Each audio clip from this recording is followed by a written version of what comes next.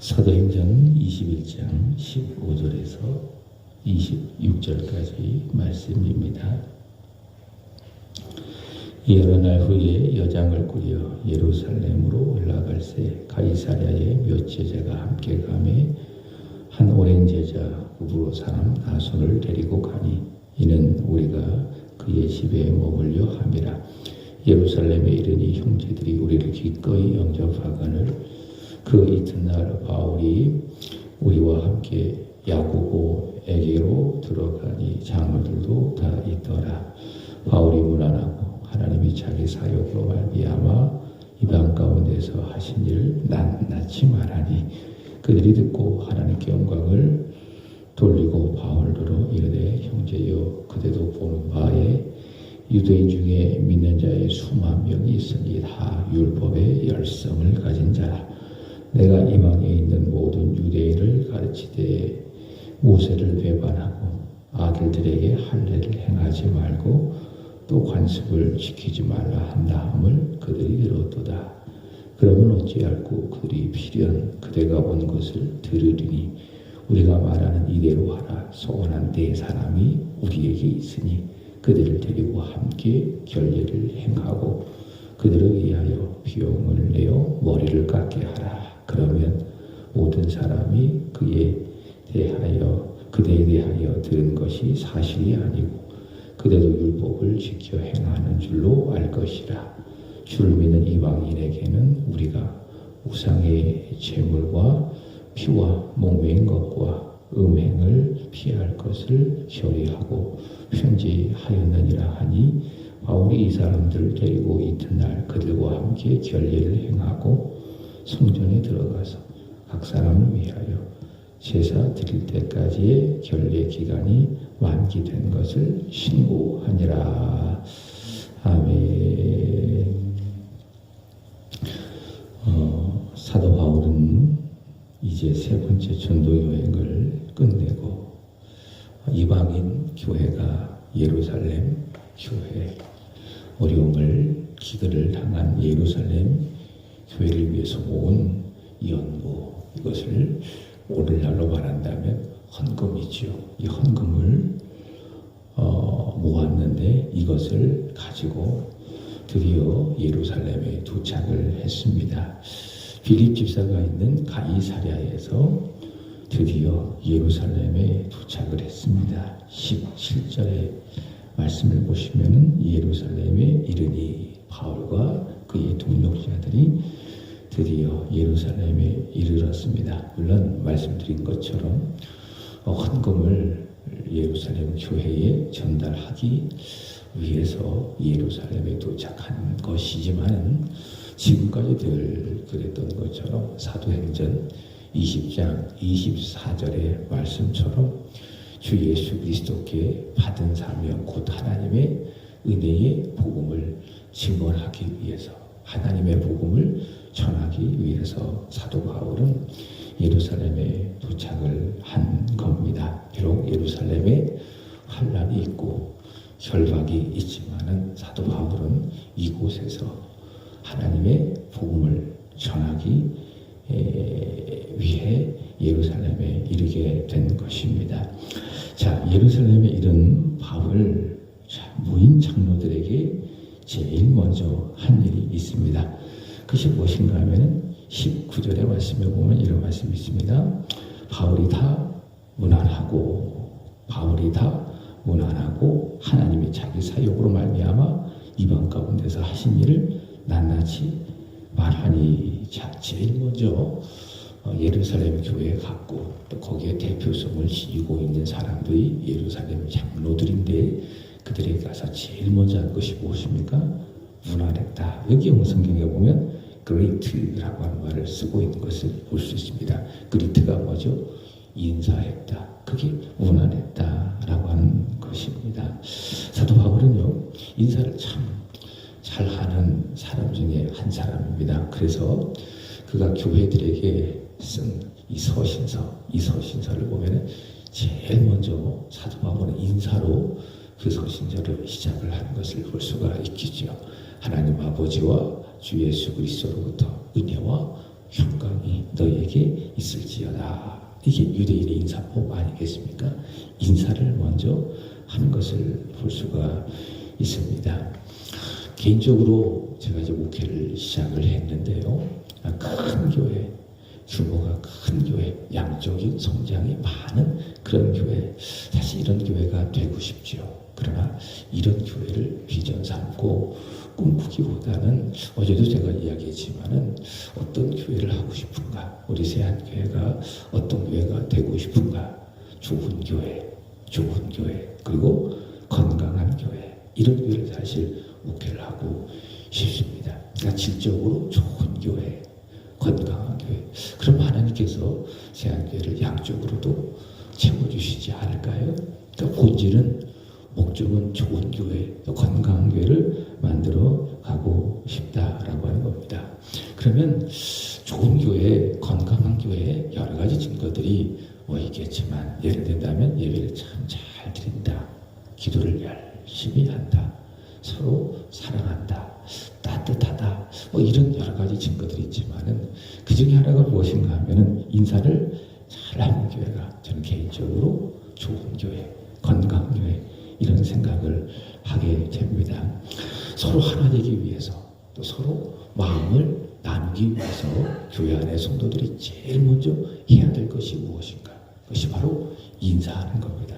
인사. 바울이 장로들을 만나서 제일 먼저 했던 것이 무엇입니까? 문안하고 인사하고. 그래서 성도들이 처음 만나면은 서로 무시하지 말고 어떻게 합니까? 인사하는 거예요. 거기서부터 마음과 마음이 나누어지고 서로 소통하고 하나가 됨의 시작이 있는 겁니다. 그러나 인사하지 않는다면 마음을 나눌 수가 없는 것이에요. 그리고 마음이 쉽게 하나가 될 수가 없는 것입니다. 지금 동탄 시험교회에 가보면은 이런 말이 있습니다. 한금수 목사님이 이 교회에서 목회를 하고 계시는데, 이분이 쓴 책도 있고요. 또 이 동탄 시험교회에 가면은 이런 말이 써 있습니다. 어떤 말이 써 있느냐? 인사만 잘해도 먹고는 산다. 인사만 잘해도 먹고는 산다. 이런 말을 쓰고 있는 것을 볼 수가 있습니다. 참 좋은 그런 이야기죠. 그죠? 서로 만나면 인사하고 격려하고 축복하고 이렇게 될 때 교회는 좋은 교회, 건강한 교회가 될 수가 있겠다라는 거죠. 사도 바울은 장로들을 다 모아놓고 제일 먼저 했던 것이 무엇입니까? 인사하는 겁니다. 원하는 겁니다. 그리고 이야기하기를 하나님이 자기 사역으로 말미암아 이방 가운데 하신 일을 낱낱이 말했다. 바울이 얼마나 열심히 했습니까? 1차, 2차, 3차 전도 여행 굉장히 열심히 했습니다. 죽을 위협을 몇 차례 겪기도 하고 굶기도 하고 돌에 맞기도 하고 사람들로부터 욕을 먹기도 하고 정말 얼마나 많은 어려움을 당하면서 복음 전하고 사람들에게 은혜를 전하고 권면하고 교회를 세우고 이렇게 했습니까? 그죠? 바울이 참 한 일이 많습니다. 물론 브리스길라와 아굴라 같은 바울의 좋은 동역자도 바울이 그렇게 복음을 잘 전할 수 있도록 좋은 동역을 했겠지만 바울이 한 공로가 참 많다. 그러나 지난 시간 동안 사도 바울이 그런 시간들을 돌아보면 바울이 한 고백이 무엇입니까? 내가 한 것이 아니라 누가 하셨다고요? 하나님이 하셨다. 1차, 2차, 3차 전도의 그 긴 시간 돌아보면 바울이 하는 고백이 무엇입니까? 내가 한 것이 아니라 하나님이 하셨다. 이것을 낱낱하게 이야기하는 겁니다. 하나님이 자기 사역으로 말미암아 이방 가운데서 하신 일을 낱낱이 말하니. 저와 여러분의 인생도 그렇습니다. 지금까지 인생의 여정을 살아왔잖아요. 시간을 돌아보시기 바랍니다. 물론 우리가 우리의 삶을 돌아볼 때에 후회할 것도 있고 아픔도 있고 또 돌이킬 것도 있겠지만 그러나 하나님이 하셨습니다.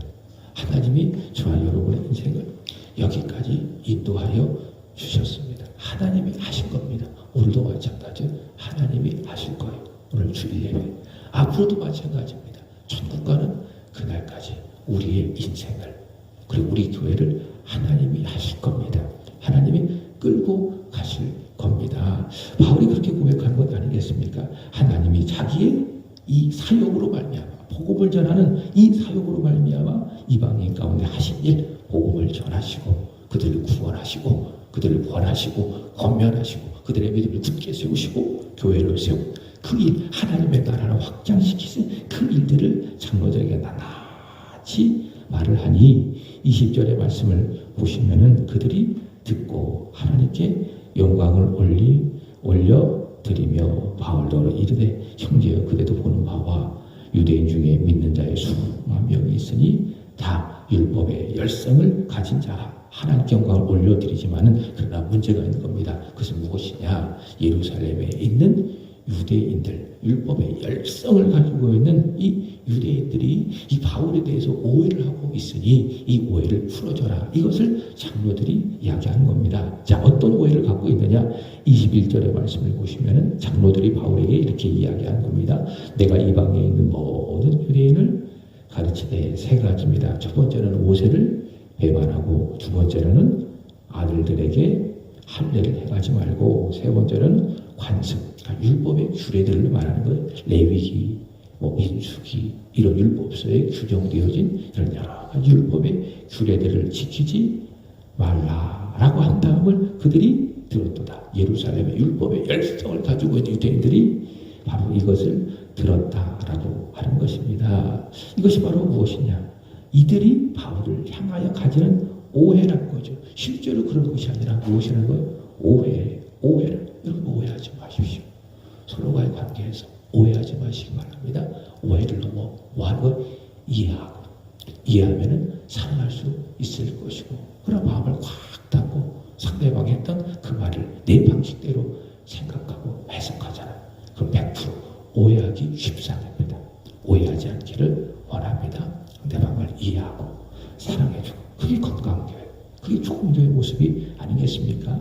유대인들이 율법의 열성을 갖고 있기 때문에 사도 바울이 복음을 전했던 그 일에 대하여 오해하는 거예요. 모세를 배반했다.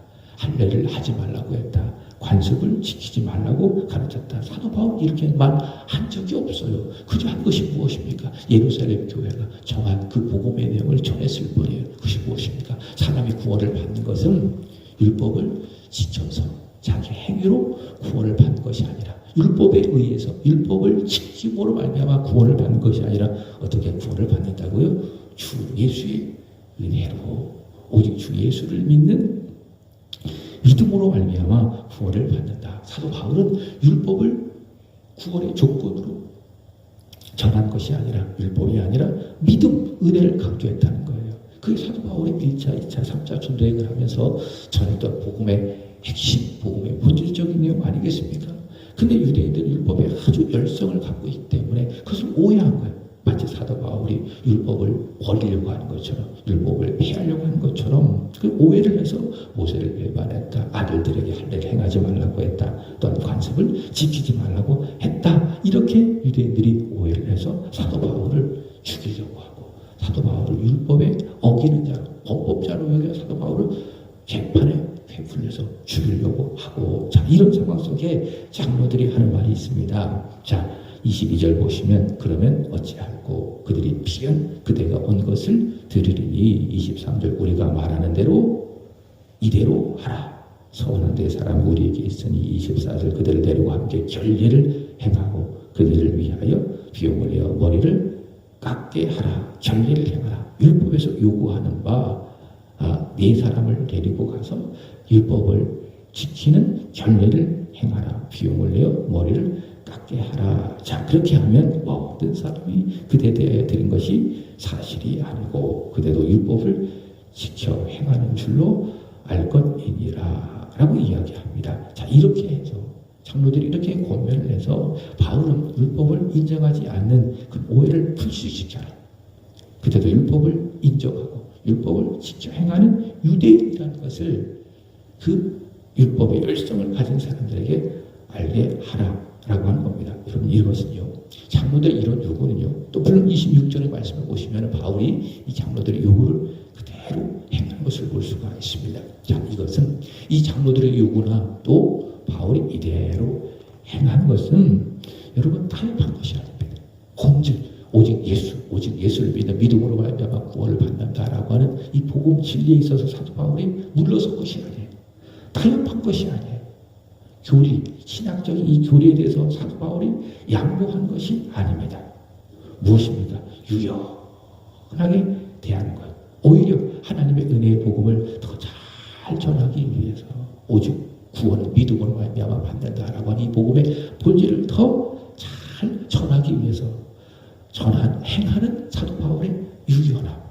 사도 바울의 유연함이라는 거예요. 그래서 오늘 말씀의 제목이 무엇인가? 비본질의 유연함으로 대처하는 지혜라고 하는 겁니다. 오직 은혜로 구원을 받는다라고 하는 이 복음을 물러서는 것이 아니라 오히려 더 복음을 더 잘 전하기 위해서 한 발 뒤로 물러서는 무엇이라고요? 지혜요 유연함이다. 이렇게 말할 수가 있겠죠. 예수 그리스도께서도 우리 예수를 믿는 사람들이 이 세상을 어떻게 살아야 할까? 어떻게 말씀하셨을까요? 여러분들이 대부분 있는 시간들은 이 세상입니다. 교회 안에서 있는 시간은 지극히 한정되어 있습니다. 짧습니다. 물론 어제 같은 경우에는 오전 9시부터 저녁 6시까지 성도들이 교회 안에서 이렇게 있었잖아요. 교회 공동체 속에서 시간을 보내셨잖아요. 물론 금요일 9시부터 우리가 1박 2일 동안 다음 세대들과 함께 수련회를 했지만 그런 시간들을 대부분 제외하고 성도들이 교회에 있는 시간은 짧다. 다른 시간들에 비해서 대부분 다 어디에 있습니까? 다 세상 속에 있습니다. 예수를 안 믿는 이 세상 속에서 여러분들이 살아갑니다. 안 믿는 사람 대부분 만납니다. 내가 만난 사람, 예수를 믿는 사람들이 아니라 대부분 안 믿는 사람들 내가 만나는 것이에요. 근데 저 같은 경우는 그렇지 않습니다. 저 대부분 교회 안에 있잖아요. 그래서 이 믿는 집사님들, 권사님들을 만나고 심지어 이 교회 바깥에서도 목사님들을 만나고 믿는 분들 저를 만나잖아요. 그러나 우리 성도님들은 그렇지 않습니다. 대부분 믿지 않는 그런 사람들을 만난다. 이것이 바로 여러분들이 살아가고 있는 세상이라는 거예요. 그럼 이 세상을 예수님 어떻게 살아가야 할 것인가? 우리에게 아주 말씀하셨어요. 두 가지입니다. 첫 번째는 비둘기처럼 순결하라. 비둘기처럼. 믿음을 지키면서 순결하게 살아라. 육신의 정욕과 몸의 정욕과 이생의 자랑. 이것이 바로 세상의 문제 아니겠습니까? 이 세상의 것들이, 이 세상적인 것들이 내 안에 나도 모르게 흘러들어오지 아니하도록 어떻게 비둘기처럼 순결하게 자신을 지켜라 라는 거예요. 두 번째는 무엇입니까? 지혜로워라. 뱀과 같이. 그 뱀은 물론 혐오적인 그런 동물이지만은 아주 지혜로운 머리가 있는 다른 동물에 비해서 지혜로운 동물이 뱀이라는 거예요. 그래서 주님 뭐라고 말씀하셨느냐? 뱀과 같이 지혜로워라. 그 지혜가 무엇입니까? 유연함이라는 거예요. 본질적인 것들에 대해서는 절대로 이 세상 속에 양보해서는 안 돼요. 여러분 오직 예수, 길이시고 진리시고 생명이시고 오직 예수 외에 다른 구원의 길이 있느냐라고 세상에서 누가 여러분에게 물었을 때에 있습니다. 예수 외에도 다른 길이 있습니다. 이렇게 대답하실 거예요. 아니잖아요. 본질이잖아요. 우리의 전부고 우리의 생명이잖아요. 이 일에 대해서는 우리가 절대로 양보해서 오직 예수 한 분밖에 없습니다. 길, 진리, 생명, 예수 외에는 아버지께로 들어갈 자가 없습니다. 아버지께로 이끌 자가 없습니다. 이 복음 진리에서 우리 절대로 양보하지 말아야 되는 겁니다. 그러나 그 외 모든 것들에 대해서는 어떻게 대처해야 됩니까? 뱀처럼 새롭게 아주 유연하게 대처할 수 있어야 된다. 그렇게 하게 되어질 때에 우리가 믿는 절대 복음, 본질적인 복음이 우리를 통해서 참 온전히 전파되는 것입니다. 제가 전에 교회 있을 때에 어떤 남자 집사님이 있었어요. 이분이 막 신학을 시작하시고 아주 여기 유대인들처럼 열성을 갖고 계신 분이십니다. 근데 이분이 가족 구원을 위해서 열심히 이제 기도하신 대부분 믿지 않는 가족들이었어요. 그래서 이 가족들 어떻게 구원할까? 근데 이제 그 당시에는 제사를 많이 드렸잖아요. 근데 그 집사님이 이제 제사를 드리면은 어떻게 해야 됩니까? 절은하지 않은 할지라도 그 자리에서 지혜롭게 행동해야 되지 않겠어요? 근데 가족들은 다 제사를 이렇게 드리고 제사를 분주하게 준비하고 자기는 한쪽 구석에서 성경책을 탁 펴놓고 성경을 읽고 있어요. 여러분 그게 믿지 않는 사람들에게 볼 때 저분 믿음 좋다 이렇게 생각하게 될까요? 왜 이렇게 극성하죠? 꼭 저렇게 해야 돼? 지혜롭지 못한 행동이라고 하는 것이에요. 어떻게 해야 돼요? 도와야지. 그죠? 돕고 저는 하지 않는다 할지라도 지혜롭게 그 상황을 유연하게 대처를 해야 되지 않겠습니까? 비둘기처럼 순결하면서 내 믿음을 지키면서 동시에 믿지 않는 사람들이니까 그들과 부딪히지 않도록 유연하게 지혜롭게 대처하는 그런 일들이 있어야 되지 않을까요? 그래, 저 사람이 저렇게 지혜롭게 대하는구나 라고 하면서 나도 예수 믿어보자 이런 마음을 그 사람들이 같이 그렇게 그 자리에서 막 기도하고 성경책 읽고 그럼 그 사람이 은혜롭다 이렇게 받아들일까요? 절대로 그렇지가 않습니다. 우리 예수를 믿는 사람들은 지혜로워야 돼요.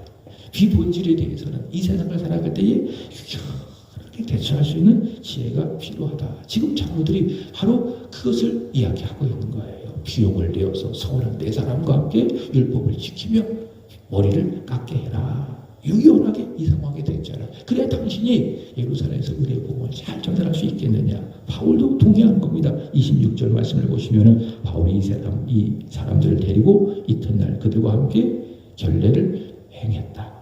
그리고 성전에 들어가서 각 사람을 위하여 제사를 드릴 때까지 결례 기간이 만기된 것을 신고하니라. 여러분 다시 말씀드립니다. 이 세상 뱀처럼 지혜롭고 비둘기처럼 순결하게 살아가게 되기를 우리 주 예수 그리스도 이름으로 축복합니다. 자, 오늘 주일입니다. 예배